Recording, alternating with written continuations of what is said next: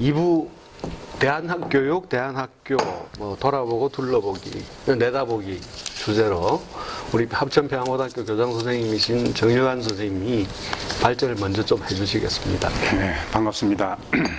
시선의 변화를 주기 위해서 PPT를 준비해 왔습니다.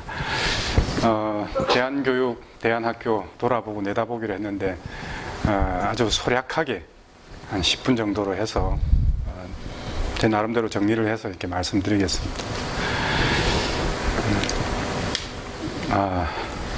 시험 마친 딸에게 맥주 한 잔 사줬더니 딸이 이제야 웃는다. 웃음이 늙은이처럼 깊다. 대한민국 교육 X 같다. 오늘은 첫눈 온 날.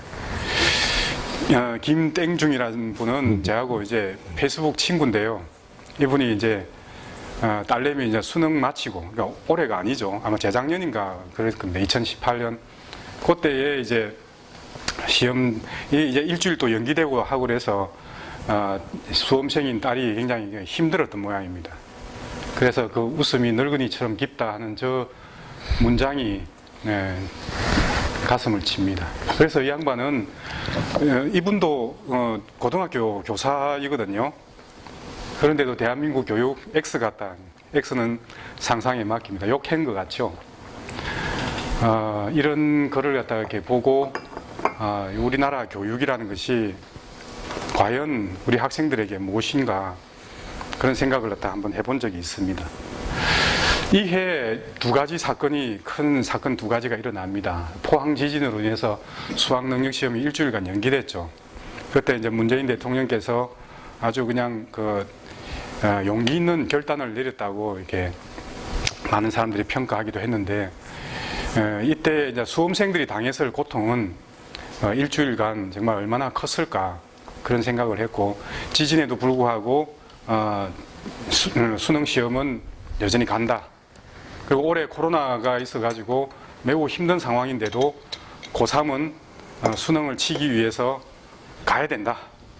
이 수능이 막강한 힘을 갖다 이렇게 느낄 수가 있었습니다. 그해 마침 제주도에 있는 한 특성화 고등학교 학생 3학년이 현장 실습 중에 사고로 사망하게 됩니다. 이 두 가지 사건을 이제 겪으면서 우리나라 교육이라는 것에 대해서 다시 한번 또 생각하게 만들었는데요. 우리가 흔히 우리나라 청소년들의 그 학습 시간은 세계에서 최장이라고 합니다. 가장 많은 학습 시간입니다. 하지만 만족도는 매우 낮죠. 가장 낮은 삶의 만족도. 그리고 일반계 학교와 특성화고 학교 사이의 그 서열, 그 다음에 일반계 학교에서 벌여지고 있는 혹독한 경쟁 교육, 이 모든 것들이 그동안에 많은 시간 이렇게 지나가면서 많이 개선되기도 하고 혁신하기도 하고 개혁했다고는 하지만 현상만 몇 가지 바뀌었을 뿐 본질은 그대로인 우리 한국의 교육을 이런 것을 통해서 이제 볼 수가 있었습니다.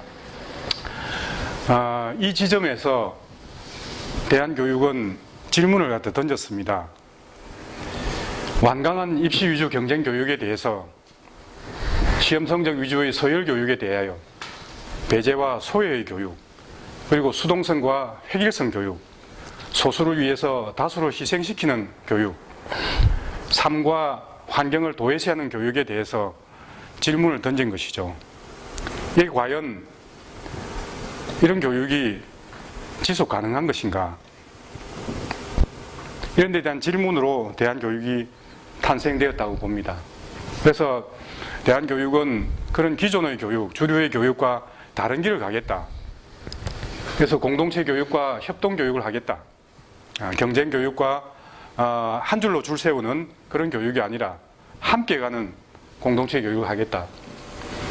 자율과 연대의 교육, 그리고 지식 중심의 교육에서 체험학습과 감수성 교육으로, 그리고 전인적 성장을 위한 심성 교육으로 전환하겠다. 그리고 지금 기후위기 시대에 더욱 절박한 생태적 전환과 환경교육, 이것이 자리를 잡아야 되겠다. 그리고 학교는 대형화된 학교가 아니라 관계 맺기를 배우는 작은 학교를 지향하면서 대한교육이 만들어졌다고 봅니다. 오직 공부만 시키는, 그 공부도 시험 성적을 어떻게 하면 높일까에 주안점을 두는 그런 지식 교육에서 벗어나보자. 공자 말씀을 제가 인용을 하면 느닷없는 공자 말씀입니다. 공자께서 자활, 제자, 입적효, 출적제, 근이신하고 범중애하며 범애중하며 이친인 하라. 그리고 행유 여력이거든 적이학문이라 그런 말씀을 하셨습니다. 느닷없는 공자 말씀 죄송합니다. 풀이하자면 젊은 사람들은 집에 들어오면 효도하고 집 밖을 나가면 공경하며 부지런하면서도 믿음직스럽게 행동을 하고 그 다음에 주변 이웃을 갖다가 널리 사랑하면서 또 어진 사람과 친해라. 그리고도 남는 시간이 있으면 적이학문 글을 배워라. 그런 말씀을 하셨거든요. 이런 걸 통해서 공자께서는 주지적인 분은 결코 아니시다. 관계를 맺는데 집에 가서 부모에게 효도하고 나가서 공경하고 주변 사람들과 친하게 지내고 부지런하고 믿음성을 주는 것은 관계인 것이거든요. 관계를 배우는데 집중하라는 말씀이고 그리고 남는 시간이 있으면은 학문을 갖다가 배워라. 글을 배워라 하는 말씀입니다. 그래서 그러한 입장에서 본다면 그 관계 맺기를 하기 위한 교육의 대한교육이 가고자 하는 그 길과 맞닿아 있다는 것을 알 수가 있습니다. 대한교육의 갈래를 갖다 보시면 1998년, 98년은 매우 중요한 해죠. 교육부 인가를 받은 최초의 대한고등학교가 특성화고등학교라는 이름으로 6개가 출범하게 됩니다. 그때 출발했던 학교가 영산성지고등학교, 영광에 있는 학교입니다. 82년부터 쭉 그렇게 이제 교육을 해왔죠. 산청간디고, 간디고는 98년 이전, 1년 전에 간디 청소년 학교를 만들어서 이게 인가를 받기 이전에 그 활동을 했던 두 학교가 먼저 나와 있습니다. 영산성지고등학교는 15년이나 되었고, 산청간디고는 이제 1년 먼저 준비를 해서 이렇게 만들어졌는데요. 그러고 보면은 대한교육 특성화학교의 효시라 할 수 있는 학교는 영산성지고등학교가 되겠죠. 그리고 98년도에 동시에 합천평화고와 경주화랑고, 청주양업고, 담양한빛고가 이렇게 함께 출발하게 됩니다. 이 대한학교들을 시작으로 해서 현재 대한교육 특성화학교는 총 42개, 중학교가 17개, 고등학교 25개, 이 중에서 공립은 10개의 학교가 됐습니다. 공립이 점점 늘어나고 있는 추세에 있습니다. 초중등 교육법 제60조 3항에 의거해서 만들어진 각중학교 대안학교가 있습니다. 이것이 45개가 되겠습니다. 그리고 이제 최근 이제 민간 위탁형 공립 대안학교가 교육부에서 이제 추진하는 것인데 4개 학교를 갖다 만들겠다고 했고 우리 경남에서는 2개 학교가 지금 만들어지고 있습니다. 그리고 미인가 대안학교는 아직 정확하게 숫자가 파악이 안 되어 있습니다. 공식적인 파악 숫자가 없습니다. 그래서 대충 한 200개 정도 이렇게 이야기하지만 끊임없이 만들어지기도 하고 해서 숫자를 알 수가 없고 상당히 꽤 많은 것으로 알고 있습니다. 이것이 대한학교의 관례이고 민간 위탁형이 아니라 그냥 위탁형 학교, 대안학교가 있습니다. 우리 경남에서는 창원자유학교, 창원예술학교 이런 학교들이 위탁형 대안학교라고 할 수가 있습니다. 2020년에는 6개 대안학교가 출범한 지 22주년 되는 해입니다. 올해가. 그동안에 우리 사회는 점점 민주화되면서 더 많은 민주주의를, 더 많은 자유를 이렇게 외치면서 그런 것들이 확보가 되었다고 봅니다. 이제 20년이 지나가면서도 처음 6개 출발했던 그 지점과 지금 이제 42개가 된 이 지점 사이에 상당한 시간이 흘렀지만 큰 변화를 가져오지 못하고 있습니다. 그래서 지금 20년을 갖다 기점으로 해서 대한교육이 어떻게 이게 성장해 나갈 것인가 하는 것은 매우 중요한 문제인 것 같습니다. 그래서 더 많은 대안학교를, 더 많은 대안교육을 우리 사회에 전파하고 뿌리내리게 할 필요가 있다. 참고로 덴마크 자유학교는 260개가 됩니다. 전 학생의 20%를 차지하고 있습니다. 교육부는 75%를 국가에서 지원을 하는데요. 이 20%의 이 자유학교와 덴마크의 주류 공립학교는 서로 상호 보완적인 관계로 해서 학교 교육을 갖다가 이 학교 교육을 떠받치고 있는 그런 형태로 되어 있습니다. 이런 다양성 교육은 이미 오래전부터 이게 시행을 하고 있었죠. 우리나라 역사보다 훨씬 더 긴 역사를 가지고 있습니다. 우리나라는 학생의 1%가 될까 말까 하는 상황입니다. 그런데 덴마크는 인구가 총 550만 명밖에 되지 않는 아주 작은 나라입니다. 이 작은 나라에서 소위 대안학교라고 하는 자유학교가 20%를 차지한다. 260개가 있다. 근데 우리나라는 인구가 5천만이라고 놓고 볼 때 단순한 인구 대비로 우리가 판단한다면 우리나라는 10배의 인구를 가지고 있기 때문에 대안학교가 한 2,600개는 돼야 되지 않겠습니까? 그런데도 우리는 아직 주류 교육, 완강한 입시 위주의 교육의 그 한계를 벗어나지 못하고 답보 상태에, 정체 상태에 있다고 보면 되겠습니다. 아쉬운 점입니다. 2,600개가 돼야 되는 대안학교인데 이제 1%라니 참으로 적습니다. 또 참고로 미국의 공립 대안학교라고 할 수 있는 차트스쿨은 한 2,400개 정도가 됩니다. 참고하시면 되겠습니다. 더 많은 대안학교가 우리 교육의 생태계를 갖다 훨씬 더 활발하게 만들면서 생태적인 다양성도 확보를 하면서 우리 학생들에게 제3의 선택지가 되어야 된다. 저는 그렇게 생각을 합니다. 그래서 독립적인 학교 유형을 확보해서 가칭, 일반계, 전문계, 대안계로 해서 학생들이 당당하게 대안학교를 갖다 선택할 수 있는 선택지를 확실하게 확보해 주는 것이 매우 중요한 일이다. 저는 그렇게 생각을 합니다. 그래서 대안교육의 품을 어떤 형태로든지 넓혀 나가야 된다. 현재 입시 위주의 경쟁 교육을 벗어나서 다양성 교육을 할 수 있는 방법들을 우리가 찾아야만이 우리나라 교육이 더욱더 건강하게 발전할 수 있는 토양이 되지 않을까 그렇게 생각을 합니다. 끝으로 저는 대안이 아니라 대안성으로 이런 말씀을 드리고 싶습니다. 그 유명한 철학자 스피노자가 젊은 시절에 신에 대해서 의문을 가집니다. 그래서 이 양반이 이 우주에는 신이 아니라 신성이 존재하는 것은 아닐까? 이렇게 생각하고 그런 발언을 하죠. 그래서 우리 스피노자는 젊은 시절에 이 다리를 지나다가 광신도에게 칼테르를 당합니다. 그래서 대안이 아니라 대안성이라는 것은 신이 아니라 신성이 아닐까 하는 그 말에 제가 빗대어서 이런 말씀을 드립니다. 그래서 대안성이라는 것을 제 나름대로 정리를 해보면 주류의 교육, 그 주류의 교육이 관행과 정형의 교육이다. 그렇게 생각을 하고요. 자발적인 변방 정신을 통해서 도전과 실험의 자유교육으로 거슬러 나아가는 대안성 운동을 하자. 흔히 우리가 오직 죽은 물고기라만이 물길을 따라간다는 말이 있습니다. 주류의 관행교육과 정형교육을 거슬러서 자유교육으로 나아가는 대안성 운동을 하자. 그래서 대안학교라고 해서 무조건 다 대안학교인가? 일반 학교라고 해서 무조건 다 일반 학교인가?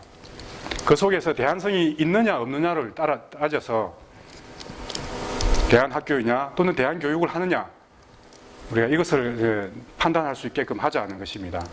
그래서 어떤 곳에 있든지 대안성이 활발하게 일어나고 그것이 교육을 갖다 변화시키고 혁신하는 그런 동력으로 작용을 한다면 그곳이 곧 대안학교이고 대안교육이 아닌가 저는 그렇게 생각을 하고 대안교육의 품을 이런 정신의 차원에서 넓혀 나가야 된다 이렇게 생각을 합니다. 마지막으로 정말 마지막으로 도종환의 시 한 편을 제가 소개할까 합니다. 처음 가는 길 아무도 가지 않은 길은 없다. 다만 내가 처음 가는 길일 뿐이다. 누구도 앞서가지 않은 길은 없다. 오랫동안 가지 않은 길이 있을 뿐이다. 두려워 마라. 두려워하였지만 많은 이들이 결국 이 길을 갔다. 죽음에 이르는 길조차도 자기 전 생애를 끌고 넘은 이들이 있다. 순탄하기만 한 길 아니다. 낯설고 절박한 세계에 닿아서 길인 것이다. 대한교육 처음 가는 길, 경쟁하지 않을 자유. 이상으로 발제 마치겠습니다. 감사합니다.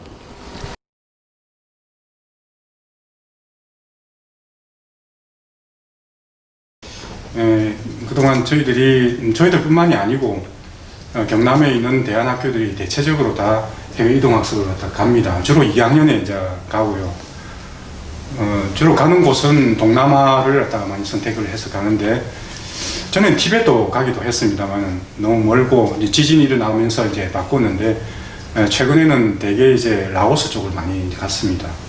저희들은 베트남도 이제 간 적이 있는데, 라오스가 이제 그동안 몇 년 동안 이제 정착해서 거기서 홈스테이를 하면서 학생들이 이제 그쪽의 문물도 배우면서 봉사활동을 하는 거예요. 그래서 그러니까 라오스에 있는 한 마을에 있는 학교에 있는 학생들과 교류하면서 그 학생들에게 다양한 봉사, 위생봉사, 놀이봉사, 그다음에 수업도 이렇게 가르치고 하는 이런 것들을 하고, 보통 한 기간은 10박 11일 정도, 11박 12일이 되기도 하는데요. 열흘 정도로 해서 이게 학생들이 다녀옵니다. 그래서 2학년 학생들이 5월, 6월 요쯤 되면은 이제 해외 갈 준비를 그 전부터 준비를 해서 다녀오죠. 아이들에게는 상당한 교육적인 효과가 있습니다.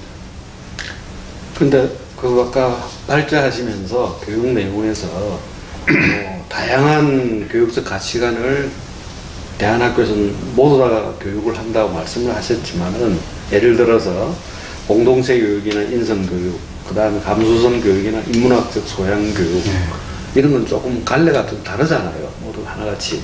또 양이 많고, 이걸 어떻게 다 하신다는 건지. 다 하죠. 다 하죠. 설명을 좀. 그것이 우리가 3년 동안의 교육 과정 속에 녹여서 이렇게 하고, 우리가 총 204단위가 이렇게 고등학교 단위에서 해야 되는 기본 단위수입니다. 204단위를 반드시 해야 되는데, 그 중에서 특성화 교과가 86단위입니다. 그러면은 보통 교과가 94단위가 되죠. 그리고 창체가 24단위니까 보통 교과 94단위와 특성화 교과 86단위가 서로 비슷합니다. 한쪽으로 특별히 보통 교과를 많이 하고 특성화 교과는 거기에 약간 이게 양념처럼 들어가는 게 아니고 대등하게 이렇게 특성화 교과목을 두고, 그 특성화 교과목이 그런 다양한 다양성 교육을 녹여낸다고 이제 보면 되겠고요. 이것은 이제 입시 위주의 지식 중심 교실 안에서 이루어지는 지식 교육의 보완해서 또는 대체해서 뭔가를 학생들에게 심어줘야 되는데, 학생들조차도 정말 다양하지 않습니까? 개인마다 다 다르기 때문에 또 거기서 다른 교육을 한다고 해서 획일적으로 한 교육만 할 수도 없고, 그래서 감수성 교육, 그다음에 공동체 교육, 그다음에 심성 교육, 협동 교육하는 이런 모든 것들이 다 아울러서 학생들에게 3년 동안 계속해서 이렇게 만나게 하는 그런 과목이라고 할 수 있죠. 근데 이제 학부모들 입장에서 조금 이해가 어려운 게, 자꾸 일반 학교만 생각하게 되면은 어려울 수 있는데, 사실은 합천평화고 같은 한 반에 15명 내외가 되는 거죠. 네. 15명 내외가 되다 보니까 여기서는 학생들의 의지도 중요하겠지만은 사실은 교사의 강의 능력도 중요하지 않겠습니까? 조 선생님이 생각하시기에 차라리 소수 학생을 가르칠 때는 어떤 강의법들이 필요할 것 같아요? 요즘 교실에서 그냥 수업 안 듣고 자고 무관심한 친구들 많잖아요. 그거야말로 제 분야가 일단 아니라서 가르치는 입장으로서. 가르치는 입장에서 이거는 제가 전문가도 아니고 제가 직접 실험하지 않고 일반계 고등학교 아니다. 일반계에 한정되지 않고 이 공립학교에 전근을 다니는 제 친구 수학교사한테 강청하듯이 해서 간접 실험을 한 게 있는데요. 저는 제 강의실에서 실행하지 않습니다만은 협동학습이라는 걸 주워 듣고서 이게 이 친구가 전문계 고등학교에 근무할 때 그 수학 안 통하는 학교잖아요. 그러니까 어차피 안 통할 바에 그냥 실험이나 한번 해보라. 그리고 그 교실에서 자거나 떠드는 친구들 재밌게 놀 수 있게 도와주면서 그 협동학습을 한번 시도해 보라고 막 강청을 했는데 나중에 그 반 전문계 고등학교였는데 그 수학으로 입시 성적이 제일 좋았어요. 그래서 이런 예는 협동학습이 수학에 먹히더라 하는 예는 제가 간접적으로 소개해 드릴 수 있겠습니다. 그리고 저는 소소한 거 한 가지인데, 저는 제 강의 시간에 이제 대학생들이지만 졸고 있는 학생들이 있을 때는 이건 좀 웃긴 건데 저는 목소리를 낮춥니다. 자, 우리 잠 깨우지 말고 우리끼리만 공부하자. 이렇게 해서 제 목소리 톤을 낮추면, 저도 한 15명, 20명 이런 반이거든요. 3분 이내에 깨어나서 똘망똘망하게 집중합니다. 그 자던 친구가. 이런 소소한 팁들도 뭐 있고, 여러 가지, 하여튼, 이 교육자의 행동, 강의자의 행동이, 뭐 제가 이것도 주워 들은 건데, 아트라고 예술이기 때문에 어떤 특정한 방법이 있는 게 아니고, 그 예술가와 관객과의 이 교감 상황에 어떻게 가장 효과적으로 그걸 활용하고 또 뭐를 뽑아낼 거냐, 이런 늘 하여튼 깨어있는 눈치가 필요하지 않나, 좀 이런 생각. 그게 조 교수 이야기에서 사실은 교육이라는 것은 아트, 예술이라는 겁니다. 사실 그 말이 맞아요.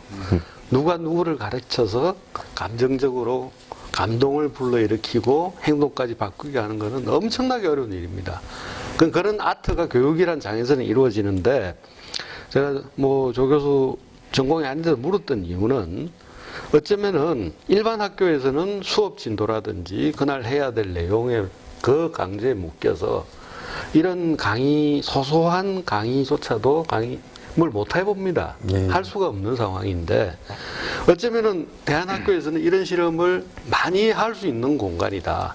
그리고 이 실험이 헛된 실험이 아니라 그 중에 학생들마다의 다양한 욕구와 요구가 있을 건데, 그걸 끌어준다는 의미에서는 상당히 가치 있는 일이라 생각이 드는데, 어떻습니까? 교장 선생님 보시기에 우리 합천평하고 선생님들이 열심히 하시는 것 같아요? 네. 아주 직접적인 질문입니다. 열심히 하지요. 금방 말씀하신 이 목소리를 낮추면, 그 자던 친구가 이렇게 일어난다는 것은 우리 선생님들한테도 좀 알려줘야 될 것 같습니다. 이 이제 수업을 하는 문제는 사실은 대안학교이든 대안학교가 아니든, 정말 이것은 이제 교사라고 하면 누구나 가지고 있는 참 늘 고민하는 문제인 것 같아요. 대안학교라고 해서 특별한 방법이 있는 것도 아니고, 또 어쩌면 우리가 학원 교육이 제일 쉽다고 안 합니까? 모두가 다 눈도 초롱초롱 빛을 내고, 그 다음에 선생님 수업하는데 아무도 졸지도 않고 잘 듣고 그렇게 하는데, 실제 학교 교육은 그렇지가 않죠. 학생들의 욕구도 다 다르고 현재의 그 마음 상태나 건강 상태 다 다르기 때문에, 그 다양한 학생들에게 어떻게 이제 접근해서 교육적인 성과를 낼 것인가 하는 것은 저희들 지금도 계속해서 이제 과제이고 고민거리입니다.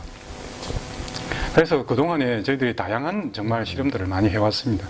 아까 이제 뭐 협동교육, 아이들끼리 이제 학생들 그 상호 간에 배움이 일어나는 그런 교육을 지금도 이제 뭐 교육청에서도 배움 중심 교육이라고 해서 그걸 매우 강조하고 있는데요. 그렇게 지금 전환돼 나가고 있습니다.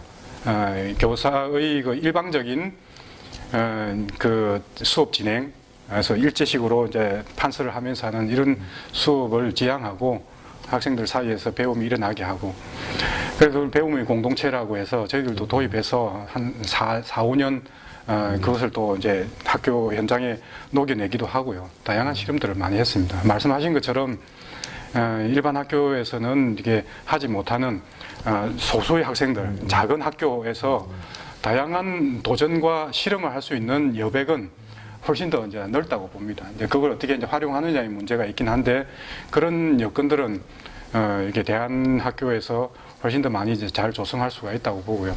지금도 사실 저희들도 계속해서 그런 도전과 실험을 갖다 해 나가기 위해서 노력하고 있습니다.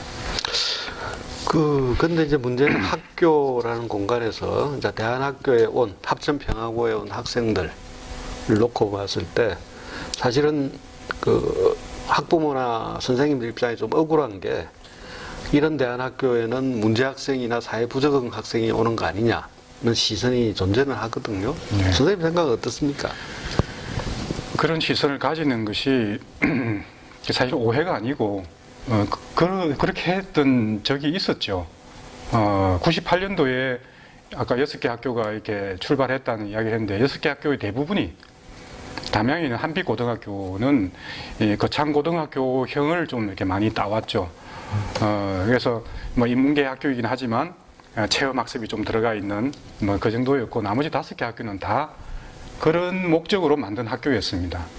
여기서 이제 대한학교가 만들어지는 그 역사가 아까도 말씀드린 것처럼 그 배경이 심각한 청소년 문제를 우리 사회가 안고 있을 때에 우리 사회와 우리 학교의 모순에 대응하기 위해서 그런 학생들을 갖다가 끌어안았던 것이죠. 그리고 그런 교육에 이제 교육부가 정부가 관여하게 되면서 국가 예산을 갖다가 들여서 하는 교육에서 그것이 좀 더 어렵고 좀 더 힘들고 좀 더 소외된 친구들에게 그 교육이 집중이 되어서 교육적인 손길이 더 필요한 아이들이 그 변화하고 성장할 수 있도록 하는 데에 정부가 이렇게 관여하면서 그런 의식들이 굳어졌다고 봅니다.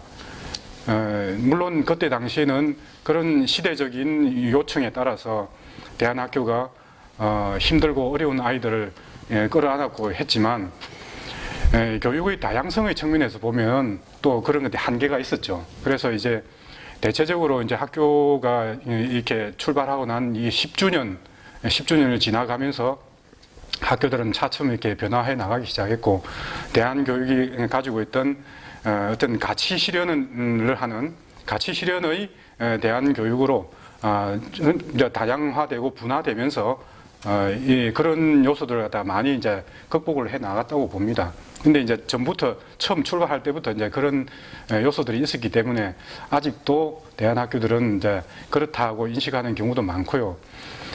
그렇게 이제 또 대한학교 진영에서 이렇게 변화돼 나가는데 공립대한학교가 생겨나면서 공립대한학교가 또한 부적응 학생들, 중도 탈락 학생들이라고 말하는 소위 그런 어려운 아이들을 또 이렇게 수용하면서 교육을 해 나왔던 또 공립대한학교 역할들이 있었고 그것이 아직도 이렇게 학부모님들은 학생들에게 또는 중학교 단계의 그 선생님들에게 그런 것들이 각인되어 있는 것 같습니다. 하지만 이제 그런 교육들이 이제 소수로 이제 되면서 대한학교가 훨씬 다양화되고 요는 이제 입시 위주의 경쟁 교육으로 내 자녀를 갖다가 이렇게 넣지 않고 그런 학교로 내 자녀를 밀어 넣지 않고 새로운 다른 교육을 하는 곳으로 이 대한 교육을 바라보면서 진학을 시키는 부모들이 상당히 많이 늘어나고 있고 또 거기에 부응해서 대한학교들이 점점 이렇게 변화해 나가고 있다고 생각합니다.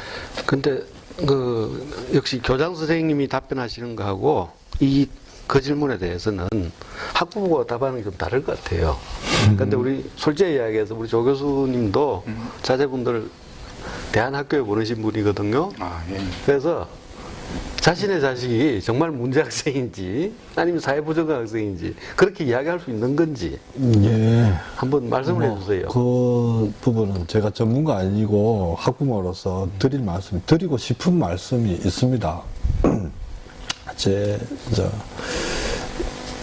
말하자면 어떻게 표현해야 되나요? 애가 둘인데 큰 애는 원치 않는 이유로 탈학교, 초등 6학년 2학기 때부터 탈학교 상태로 아직 이제 올해가 재수생이고, 작은 애가 초등학교 때는 시내 학교에 있다가 조금 이제 큰애가 탈학교 되는 그 사건이 있으면서 일종의 피난시키듯이 인근에 있는 주소까지 옮겨서 그 면 지역에 초등학교 후반을 보내고 중학교를 이제 멀리 있는 기숙사 생활하는 대한 학교로 보냈는데요. 그는 두 가지 면이 있었습니다. 큰애 키우는데 좀 집중을 해야 됐기 때문에 노동력을 들기 위해서 이제 일종의 내쳐버린 피난을 시킨 이런 의미하고, 그 다음에 작은 애도 하여튼 뭔가 왜곡이 좀 있었는지 원래 성격인지는 모르지만 조금은 일반적으로 이야기해서 부적응하는 모습을 보였습니다. 그래서 이 친구를 안아줄 수 있는 단위로 보내는 것이 좋지 않겠느냐 해서 보냈는데, 저는 아까 일부에서 교장 선생님께서 하신 말씀 중에 이 표준화된 획일화된 학교가 발생시키는 부적응자, 이런 쪽으로 봐야 되느냐, 아니면 학교가 이 다양한 학생들을 쌓지 못하는 부적응 상태에 있는 것이냐, 이런 면에서 후자 쪽으로 좀 보고 싶고요. 저는 제 작은 애가 갔던 그 학교에 참 일반적으로 사회에서 부적응자로 학생으로 낙인 찍고 찍힌 그런 친구들도 상당한 비율을 차지하고 있었고, 하여튼 사연들이 다양했습니다. 사연도 다양하고 개성도 다양하고. 그런데 이 학교는 대부분을 쌓아놨던 것 같고, 그런 속에서, 다양성 속에서 오히려 잘 적응하고 어울리고 더 끈끈한 관계를 맺도록 만들어주는 그 3년의 짧다면 짧은 과정인데, 그 짧은 기간 동안에 그런 효과를 내서 지금 이제 지금은 둘째도 그 대안학교 하고 자유학교 1년 보내고 이제 요번 1년째는 탈학교 상태로 있는데요. 이러면서도 그 중학교 때 형성한 그 친구 관계를 계속 아주 비율상으로 별 떨궈낸 거 없이 또 밀도 있게 유지하는 것을 보면, 어쨌건 오히려 기존 학교들이 획일적인 환경, 또 수직적인 환경, 약간은 강압적인 환경, 이런 속에서 그 부적응 낙인만 맞는 것이지, 실제 그게 부적응인지 사실은 조금 개성을 소화 못하는 학교가 문제 아닌가. 개성을 소화하는 공동체, 이런 면에서 보면 다른 무엇보다도 여유가 있다는 면에서 스스로, 사실은 인간이 사회적 동물이기 때문에 사회관계 누가 형성하고 싶지 않겠으며, 또 그런 최소한의 능력 없는 사람이 또 얼마나 있겠느냐 싶습니다. 그래서 자율적으로 형성할 수 있는 여지를 열어주는 것만으로도 훨씬 좋은 점이 아닌가 싶습니다. 예, 그 문제 학생이나 부적응 학생이라고 이제 낙인을 찍는데, 사실은 학부모 입장에서 보면은 이게 말이 안 되는 소리고 분할 때가 많습니다. 저 역시 제 아들이 여기 합천 평화고에 다니고 있는데, 근데 제 딸이 학교에 오기 전에 애가 친구를 안 사귀는 것 같아서 친구들 데려와 집에서 놀아라고 하면은 그 풍경이 우리가 클 때하고 너무 달라요. 그렇죠. 애들이 밥 먹을 때는 다 모여 앉아서 먹는데, 밥만 먹고 나면은 휴대폰을 딱 들고는 삼면을 보고 딱 떨어져 앉는 거예요. 그래 휴대폰 게임만 하는 겁니다. 그래서 이게 뭐냐, 이게 노는 거냐니까 세 명 다 공이 노는 거라 그러더라고. 그런 모습을 보고 셋 다 부적응이라고 이야기할 수도 있겠다. 우리 아들만의 문제가 아닌 것 같다. 이거는 이 세대가 그런 것 같다. 그리고 제가 아들을 이 학교에 보냈을 때는, 병원 보냈을 때는 다른 요구는 하나도 안 했어요. 친구를 사귀라는 거. 지금 그 나이에는 친구를 사귀어야지 무슨 대단한 공부를 하고 무슨 대단한 일을 한다고 그 친구 하나 없는 그 모습이 너무나도 안타까워서 친구를 사귀라 보냈는데, 근데 이 학교는 기숙사 생활을 하다 보니까 친구를 안 사귈 수가 없는, 무조건 사귀어야 되는 그 부분에서는 아주 만족을 할 수밖에 없습니다. 그래서 사회에서 이루어지는 흔히 말하는 이런 낙인, 문제가 있고 부적응이라고 하는 게 여기에 학부모 입장에서 한번 돌아봐야 될 거 아니냐. 그리고 제가 정말로 제 아들 보면서 걱정했던 것은 한국 사회에서 이 애들은 어차피 또 남자애들은 군대라는 걸 가야 됩니다. 원하든 원하지 않든 간에 나이가 되면 군대를 가야 되는데, 이렇게 혼자 커서 군대 생활을 할 때 정말로 사고가 나겠다는 생각이 들어서 더더욱 집단 생활을 하는 곳을 찾았던 게 이 학교입니다. 그런 의미가 있다라는 거예요. 그래서 이런 문제 학생이나 부적응 학생이라는 이름을, 이거는 조금 잘못된 낙인이다, 이렇게 해서는 안 된다. 특히 교육기관은 그런 생각이 들어서 질문한 겁니다. 다음으로 그 문제에 대해서 제가 시간은 없지만 한 말씀만 더 드린다면, 1998년도에 6개 대안학교가 이제 만들어져서 출발을 한 그 대안학교들이 대개 다 아까도 말씀드린 것처럼 우리 사회의 시급한 청소년 문제를 진짜 온몸으로 끌어안기 위해서 6개 학교를 만들었던 겁니다. 그 학교들이, 그 족적들이 지금 그대로 남아서 이후에 만들어지는 많은 대안학교들에게 영향을 주었고, 그 학생들에게 맞는 교육 과정을 끊임없이 개발하고 만들다 보니까 오늘날 대안학교의 교육 과정의 어떤 표준화, 정형화된 어떤 그런 것들도 만들어낼 수 있었던 그런 역할들을 했죠. 그리고 우리가 지금 뭐 경기도나 이런 데 지금 혁신학교들, 그다음에 공립대안학교들이 만들어지는 아주 발판이 마련되었습니다. 그런데 그런 학교들이 공헌했던 어떤 사회적인 그功能들을 갖다가 무시하고 그 학교를 갖다가 이렇게 문제아들이 가는 학교라고 이렇게 손가락질하면서 배척하는 이런 문화가, 저는 아직도 우리 사회가 좋은 학교, 나쁜 학교 이런 그 서열 문화가 아직 그대로 이제 온전하기 때문이 아닌가, 그런 생각을 하면서 매우 안타깝게 생각합니다. 그래서 대안학교들이 우리는 문제아들 오는 학교가 아니야, 그렇게 하면서 선긋기를 계속 하면서 그런 학교들이 마치 어떤 문제가 있는 것처럼 그렇게 이제 바라보면서 대안교육의 영역에서 그런 학교들을 밀어내려고 하는 그런 움직임도 사실은 있거든요. 안타깝게 생각을 하고요. 그런 학교들이 그동안 해왔던 그 역할들에 대해서 인정하고 그 학교들이 가지고 있는 교육적인 역할 이런 데 대해서 좀 더 따뜻한 시선으로 이렇게 바라볼 필요가 우리에겐 분명히 있다. 그래서 대안학교가 이렇게 뭐 멋진 가치를 추구하는 이런 학교라고 하는 그런 환상이 사실은 있거든요. 그런 환상에서 그런 대안학교들이 배제되는 이런 모습은 저는 그런 바람직하지 않다 생각을 합니다. 그게 저도 아주 더 좀 약간은 과장해서 좋은 말씀을 한 가지 덧붙이고 싶습니다.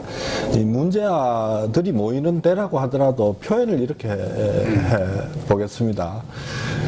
그게 바깥에서는 문제이더라도 그 문제들이 여기 문제아들끼리 모이면 그 문제들이 번지수가 다 달라가지고 이걸 조화시키는 방법을 찾아서 이 공동체나 관계 맺기 방식으로 볼 때는 개성과 다양성 또 역할 분담 이런 것을 잘 해내서 오히려 이게 문제 해결에 다른 어떤 데보다도 좋은 이 장치로 공동체로 만들어내는 힘이 그 문제 아들 속에 잠재해 있는 걸 제가 발견하다시피 했습니다. 사실 관찰자로서 그런 힘이 있는 것 같습니다. 오히려 문제를 거꾸로 장점으로 전환시키는 이게 사람이 관계 맺기에서 사실은 환경이나 상대에 따라서 똑같은 형질도 다른 식으로 발현될 수 있는데 이렇게 좀 널널하고 다양한 환경 속에서는 훨씬 장점으로 전환시키는 전화위복 효과까지도 뭐 상당히 있지 않나 싶습니다. 근데 어쨌든 매우 교육하기 어려운 교육지 손길이 더 많이 필요한 학생들을 한 곳에 이렇게 모아놓고 교육하는 것은 매우 어렵습니다. 그리고 그런 교육의 한계점들도 저희들이 이제 대한교육을 해오면서도 많이 보고 느꼈거든요. 그래서 이제 단순히 그런 아이들만 모아놓고 하는 교육을 대한교육이다 하는 그런 차원은 우리가 좀 벗어날 필요가 있고, 이제는 대한교육이 그것을 딛고 더 넓고 다양하게 대한교육에 포진해서 정말 우리 사회가 요구하는 어떤 가치를 제대로 실현하는 그런 학교들로 발전해 나가야 되겠죠. 근데 그 학부모 입장에서는 다들 내 자식은 문제가 아니야 라고 이야기하고 싶은 게 사실은 솔직한 심정입니다. 근데 문제가 아니에요. 문제가 왜 이렇게 벌어지냐 하면은 낙인 찍기의 효과가 제일 좋은 경우는 뭐냐니까 항상 이 집단은 소수로 몰아넣으면 돼요. 그러면 낙인 마음대로 찍을 수 있습니다. 아까 교장 선생님 발제에서 덴마크 자유학교 같은 경우에 전체 학생이 20% 정도가 된다라고 말씀하셨는데 제가 얼핏 계산을 해보니까 올해 고3 학생이 50만 명이거든요. 고3 학생만 50만 명인데 대안학교에 다니는 학생은 많이 줘봐야 한 5천 명. 그게 1%입니다. 예. 그러니까 우리 사회에 대안학교에 올 만한 학생은 어쩌면은 1%더 훨씬 많은, 아무리 우리가 어림짐작 계산을 해도 10% 정도는 될 건데 왜 10% 되는 사람들이 대안학교에 눈을 돌리지 않을까? 이게 낙인 찍기 효과가 그만큼 있는 거고, 그리고 경우에 따라서는 대안학교에 대한 소개가 너무 안 되고 있다. 그런 측면이 저는 더 크다고 생각합니다. 그래서 몰라서 못 보내는 거거든요. 이런 부분이 많아서. 그러면서 마음은 굴뚝 같으나, 왜냐니까 내 자식이 저 학교에 가서는 도대체 존재감도 없고 아무것도 아닌 그런 식으로 그냥 시간만 보내야 되는 걸 뻔히 알면서도 다른 길을 찾지 못한 학부모 많다고 생각이 들거든요. 예. 그런 측면에서 대안학교에 대한 소개는 절대적으로 필요하다. 그런 생각이 들어서, 그래서 교장 선생님한테 이제 던진 질문은, 대안학교 그러면 흔히 또 이게 기족학교라는 오해가 있어요. 이유는 돈이 많이 든다. 비용이 많이 든다는 이야기가 있는데, 근데 다른 학교하고 비교하기 어려우실 거니까 평하고하고만 딱 놓고만 말씀해 주세요. 지금 이제 인가를 받은 정규 학교이면, 정규 대안학교면 다 이게 인건비라든지 또는 학교 운영비 이런 것들이 교육청에 지원을 받습니다. 지원을 받다 보니까 부모들에게 요구하는 교육비는 훨씬 줄어들죠. 그래서 지금 이제 고등학교가 이제 무상 교육 한다고 하니까 기본적으로 수업료도 지금 들지가 않고요. 이제 전국에서 학생들이 이제 모여오기 때문에 기숙사를 전원 함께 할 수밖에 없는데, 다만 들어가는 것이 이제 기숙사비가 들어갑니다. 이제 이 기숙사비도 어쨌든 최소화시키기 위해서 노력을 많이 했고, 그래서 이제 게다가 점심은 또 무상급식이 되기 때문에 아침 저녁으로 해서 급식비가 현재 18만 6천 원 정도, 그리고 기숙사비가 기숙사 관리비 전기세 물세 다 해가지고 12만 4천 원입니다. 그러니까 한 달에 한 30만 원 정도가 부모님들이 더 부담하는 거예요. 근데 그것은 결국은 먹고 자고 하는 것이거든요. 집에 있어도 마찬가지로 드는 비용입니다. 그런데 사실은 전체 학생들이 같이 있기 때문에 더 효율적으로 사용할 수 있는 것이라 그 비용이 결코 높다고 이제 보기가 어렵고, 이제 좀 더 든다고 할 수 있는 것은 체험학습을 갖다 이게 많이 다니니까, 체험학습은 이제 수익자 부담이라서 이제 부모님들이 부담을 해야 됩니다. 근데 이제 그 차이가 있는 것이고요. 근데 만약에 이제 일반 학교를 다니게 된다면 사교육의 유혹을 또 벗어나기가 어렵습니다. 그러다 보면 사교육을 또 시키고 하다 보면 대안학교에 보내는 것보다 훨씬 더 많은 비용이 들 수가 있죠. 그래서 근본적으로 인가받은 대안학교들은 기족학교가 될 수가 없습니다. 교육성이 딱 정해진 대로만 이렇게 받아야 되니까. 근데 우리가 기족학교라고 하는 것은 미인가 대안학교일 경우에 기족학교가 될 가능성이 높습니다. 그 이유는 이제 정부 지원이 한 푼도 없기 때문에 결국은 부모님들이 돈을 내서 학교를 운영할 수밖에 없죠. 근데 그 운영을 뭐랄까요, 좀 더 이렇게 우리 사회에서 수준 높은 사람들이 그 학교를 만들어 가지고 그 학교를 갖다가 좀 더 럭셔리하게 만들기 위해서 더 많은 돈을 갖다가 출원해서 그 돈으로 학교를 운영한다면 일반 다른 학교와 비교해서 훨씬 더 많이 이제 내겠죠. 그러다 보니까 기족학교라는 말이 그런 이제 미인가 특정한 유형의 학교에서 이걸 기족학교다 하는데 그게 이제 대안학교에 이제 일반화돼 가지고 이렇게 됐는데 그거는 상당한 큰 오해가 있다 생각합니다. 그 미인가 부분도 있고 사실은 기족학교는 언론 용어이면서 사실은 상당히 그 왜곡되어 있는 그런 부분입니다. 예를 들면은 외국계 학교를 기족학교라고 부르는데 외국계 학교가 아닌 대안학교냐 이거죠. 그 외국계 학교도 밖으로 이야기할 땐 대안교육을 이야기하거든요.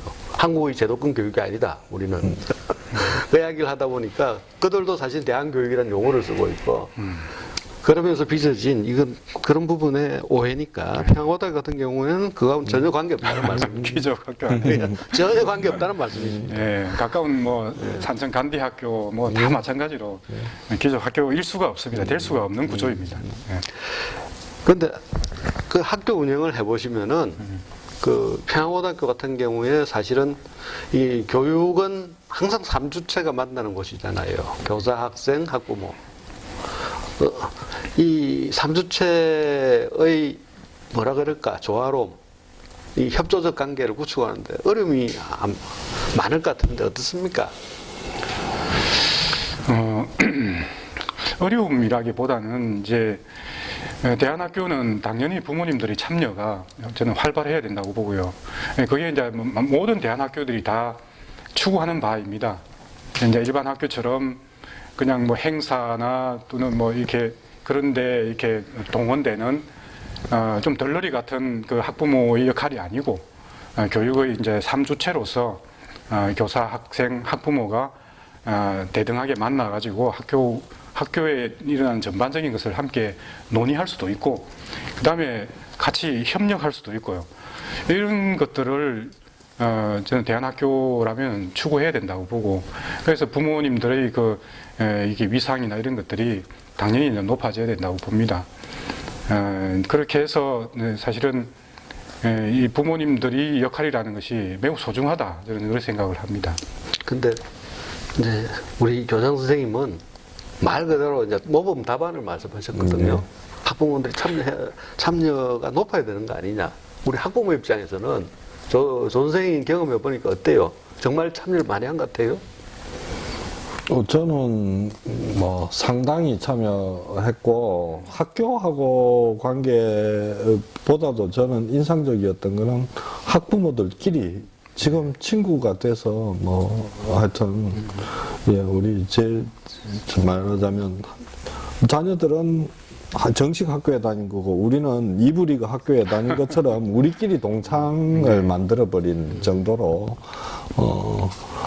그거는 뭐 저희 애가 잘 크고 보다 제가 사회에서 재교육 받는 듯한 좋은 경험이 있었습니다. 하여튼 지금도 계속 중이고요. 이 질문을 던진 이유는요. 우리 대안학교를 선택한 학부모들이 심리적 어려움이 어디 있냐면은 저 학교에 가면 내가 뭘 많이 해야 될 것 같아. 그게 어려움을 작용하는 겁니다. 그렇습니까? 그렇죠.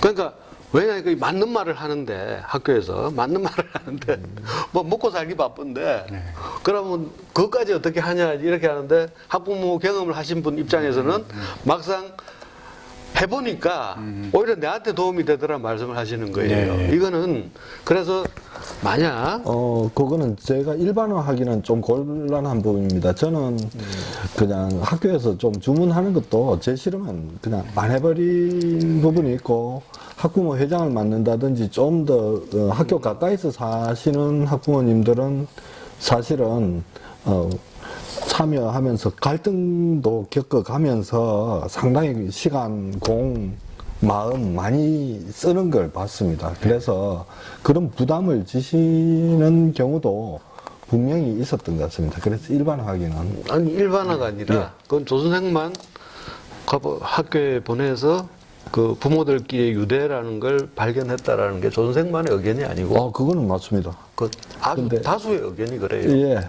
발견하는 거는 공동으로 발견하는데 짐을 좀 많이 지는 학부모님들은 있었다 하는 말씀. 그거는 뭐 우리가 사회생활 하면서 예. 누군가는 뒤집어 쓰잖아. 예, 예. 그걸 뭐 예, 예. 옳다 그러다 볼 문제는 아니고, 그래서 예. 대안학교를 결정하실 때 그런 심리적 어려움은 크게 신경을 안 쓰셔도 될 것 같다는 의미에서 질문을 드린 겁니다. 학교 운영위원회가 있고 공식적인 기구인 그다음에 이제 부모님들끼리 모임 학부모회 같은 게 있습니다. 네, 그 속에서 이제 학부모회 임원이 돼서 이제 활동하시는 분도 있고 그 회에 들어가 있지만 이제 사정상 깊이 관여하지 못하는 분들도 많이 있고 그렇죠. 그런데 이제 이 참여를 갖다가 어떤 관점에서 볼 것이냐 이게 참 중요한 것 같아요. 그래서 이제 학생을 보내놓고 나는 시간이 없어서 이렇게 뭐 하기가 힘들어 그런 분들도 많이 계시겠지만 그래도 이 작은 학교에 이 기숙사에다가 아이들을 맡겨놓고 있지 않습니까? 우리 선생님들은 아이들을 24시간 온통 그 아이들과 만나고 하기 때문에 그 어떤 때는 좀 힘들기도 하고 지치기도 하고 또 어떤 데는 뭐 한계점도 있고 우리가 보지 못하는 그런 것을 갖다가 부모님들이 이제 함께 해줌으로써 힘도 나게 되는 것이고, 그리고 어떤 공동의 목표를 향해서 우리가 협력하는 것 이런 것들이 하나의 주체로서 이렇게 참여한다는 그런 의식을 가지고 있으면 훨씬 좋겠죠. 이제 다만 지나치게 또 막 관여해서 갈등이 또 일어나기도 하고 부딪힘도 있기도 하지만 그것은 긍정적인 측면에서 이제 바라보고 싶습니다. 네. 그 이제 마지막으로 교장 선생님한테 드리는 질문은 1998년 원경고등학교로 출발해서 2020년에 합천평화고로 이름을 바꿨는데 이름을 바꾼 이유가 뭡니까? 네. 아주 중요한 이거는 좀 전환점 같거든요. 전환점이죠. 저희들은 이제 한 10년 전부터 이 대안학교의 그 변화, 혁신 이런 쪽에 관심이 많았습니다. 98년도 이제 그러니까 98년 체제죠. 우리가 87년 체제 이야기하듯이 정치적으로 교육에서 보면은 98년 체제, 대한 교육의 한정에서 본다면 98년 체제가 그대로 쭉 이제 이어져 오고 있고, 하여튼 그것도 이제 관행화될 수도 있는 것이고요. 그다음에 이제 사회적으로 대한학교를 갖다 바라보는 아까 여러 가지 다양한 시선들이 있었지 않습니까? 뭐 낙인 효과도 있었고 부정적인 이제 시선들, 그다음에 이제 그런 것으로 인해 가지고 대한 교육이 이게 협소화되는, 대한 교육이 다양하고 스펙트럼이 넓은데도 불구하고 이런 게 대한학교야라고 하면은 그 범위가 이제 축소가 되는 것이죠. 대한학교 전체의 어떤 활력이나 이런 데도 발전이나 성장에도 좋지 않은 영향을 갖다 주고 있었죠. 그래서 우리가 10년 차 때부터는 뭔가 이렇게 색다른 변화가 있어야 되고, 대한 교육이라는 것이 어떤 그 공교육에서 탈락된, 이탈된 어떤 한 소수 그룹으로서만 머물러서는 안 된다 하는 그런 인식이 있을 거예요. 그리고 또 특정 유형의 학생들만 가는 학교에서는 안 된다 하는 그런 인식을 가지고 있었던 거죠.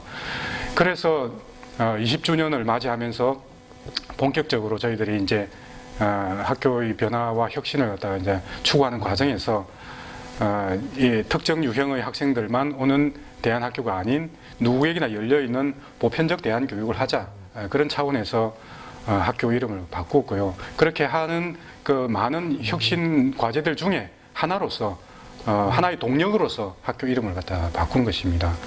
그리고 이제 그 학교 이름도 합천이라는 지명과 평화를 갖다가 넣음으로써 우리가 이제 이 지역 학교 네, 지역의 자산을 발판으로 해서 성장하는 학교, 소통하는 학교가 되고, 그다음에 교육의 목적은 궁극적으로 평화여야 된다 하는 그런 관점을 학교 이름에 넣어서 우리가 다양한 뭐 마음 공부며 공동체 교육이며 그리고 생태적 전환을 해 나가면서 하는 환경 교육이며 이런 모든 것들이 궁극적으로는 평화적인 관계를 만들고 평화의 하부 구조를 만드는 그런 평화 교육으로 귀결될 수 있도록 하는 대한교육의 그러니까 합천평화고등학교 대한교육의 새로운 혁신 변화 이런 차원에서 이제 학교 이름을 바꿨다고 말씀드릴 수 있습니다. 예. 그 시간이 더 있으면은 이야기를 더 할 수도 있겠지만은 일단 오늘은 여기까지 하는 걸로 하겠습니다. 이 자리는 원래 이 취지는 합천평화고등학교의 언택트 학교 설명회지만은 사실은 학교 설명회를 어떤 식으로 할까 여러 가지 고민 중에 차라리 이 학교가 하고 있는 대안교육에 대한 이야기를 그냥 허심탄회하게 전달하는 것도 필요하겠다. 그래야 학부모님들이 선택하는데 도움도 되실 거고, 혹은 우리 평화고등학교 학교에 학생을 보낸 학부모님 입장에서는 대안교육에 대해서 한 번쯤 또 되돌아본 자리가 될 것 같아서 만들어진 자리입니다. 그래서 여러분들이 그 댓글이라도 많이 달아주시면은 뭐 혹시 모르죠, 또 할지. 그래서 모르겠지만은 그 댓글을 달아주시면 그게 따라서 또 학교 선생님들이 또 여러 가지 고민을 하실 거니까 오늘은 여기서 일단 마치겠습니다. 고맙습니다. 감사합니다. 예. 감사합니다.